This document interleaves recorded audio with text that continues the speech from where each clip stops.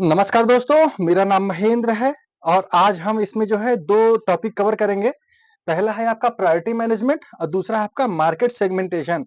हम पहले priority management को समझते हैं। प्रायोरिटी मैनेजमेंट का अर्थ सिर्फ यह हुआ कि हमें अपने काम को प्रायिकता देनी है। क्या देनी है? प्रायिकता देनी है। जैसे आपने वॉरेन बफे के बारे में सुना होगा कि वो क्या करते हैं, 5 काम सेलेक्ट करते हैं। दिन के 5 काम सेलेक्ट करते हैं और उसमें से टॉप 1 या टॉप 2 वो 2 ही काम करते हैं, बस हो गया। तो वही काम हमें करना है। अगर हम इंडिविजुअल हैं, इंडिविजुअल मतलब हमारे पास कोई प्लान नहीं है या कुछ नहीं है, ठीक है? तो अगर हम अपनी खोज कर रहे हैं या हम अपने आप को डेवलप कर रहे हैं, तो उसमें से सबसे जो मोस्ट इम्पोर्टेंट है वो क्या है? लर्निंग। जो हम करना चाहते हैं, क्या हमने उस टॉपिक को आज की डेट में 1 घंटे 2 घंटे पढ़ाई की है कि नहीं की है, ठीक है? ये हमारा टॉप प्रायोरिटी गोल होना चाहिए। जैसे कि मतलब कुछ लोगों का क्या होता है, कंपनियों की मैं बात बता रहा हूँ, बने रहो पगला, काम करेगा अगला, ठीक है? बने रहोगे कूल, सैलरी मिलेगी फुल। ये मानसिकता हमारे अंदर नहीं होनी चाहिए।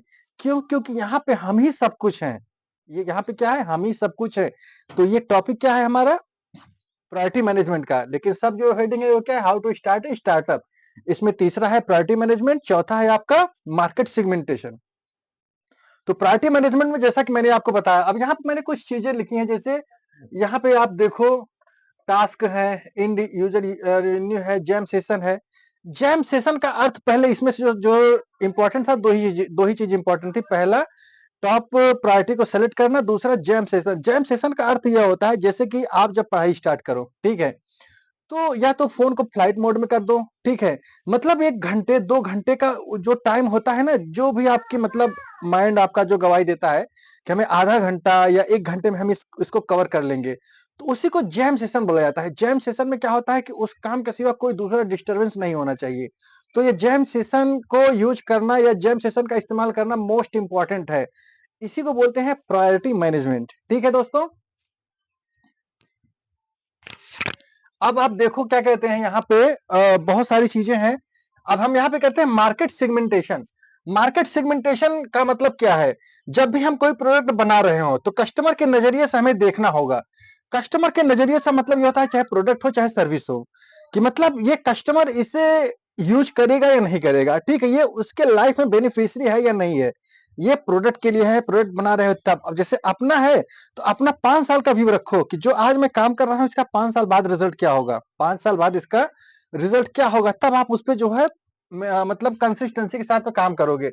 इंड यूजर को हमेशा ध्यान में रखना होगा, इस्तेमाल कैसे करेगा, क्या फायदा होगा कस्टमर को, इसमें कठिनाई क्या आ सकती है, ठीक है? इसका मार्केट साइज क्या है और इसमें कंपटीटर जो है वो हमारा कंपटीटर कौन हो सकता है। इन सब चीजों को हमें आइडेंटिफाई करना होगा। जब तक आप इन सब चीजों को आइडेंटिफाई नहीं करोगे, तब तक आप प्रोडक्ट को या अपने आप को लॉन्च नहीं कर पाओगे, ठीक है? फिर हम इसमें देखते हैं, मतलब कि 4-5 सवाल हैं जो कि हमें अपने आप से पूछना होता है जब भी हम किसी नए मार्केट में जाते हैं। क्या? जैसे कस्टमर के पास पैसा है या नहीं है? मैं जैसे मान लो किसी प्रोडक्ट को लेकर के आप फ़ॉलो अप कर रहे हो, पता चले उसे ज़रूरत ही नहीं है। उसके पास ज़रूरत है लेकिन पैसे नहीं है, तो फ़ॉलो अप बेकार गया ना। तो पहली चीज़ ये अपने आप से सवाल करना है, क्या कस्टमर के पास पैसा है? ठीक है। उसके बाद जिस मार्केट में जा रहे हो, क्या आपके पास एक्सेसिबल टीम है वहाँ पे जाने के लिए? दूसरा सवाल, ठीक है। क्यों खरीदेगा? कस्टमर क्यों खरीदेगा? वो सवाल आपको पूछना होगा, किससे? अपने आप से, ठीक है। वहां पे अगर आप नहीं पहुंच सकते तो क्या आप किसी को पार्टनर बना सकते हो? क्या आप किसी को वहां पे पार्टनर बना सकते हो? ठीक है।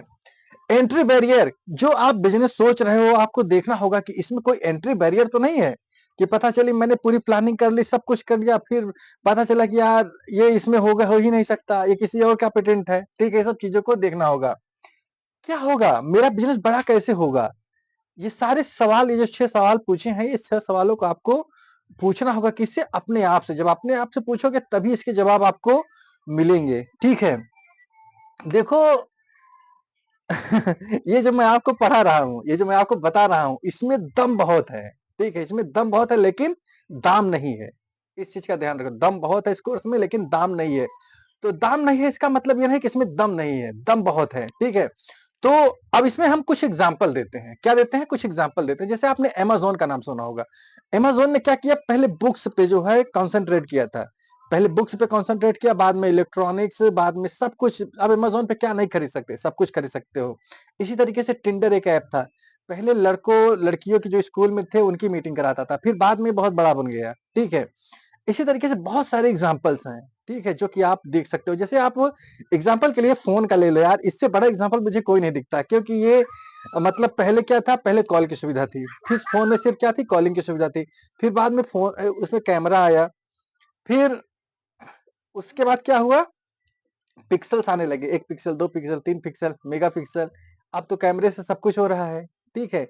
तो यही इसी को बोला जाता है इनोवेशन, तो इसी को बोला जाता है मार्केट सेगमेंटेशन। यानी अब आप इसे संक्षिप्त में समझो इस तरीके से कि जैसे आपने जो है अ, ये मैंने जो इससे पहले जो वीडियो बनाया है मैं उसकी बात, पहले आपने फ्रीलांसिंग की, ठीक है? क्या किया?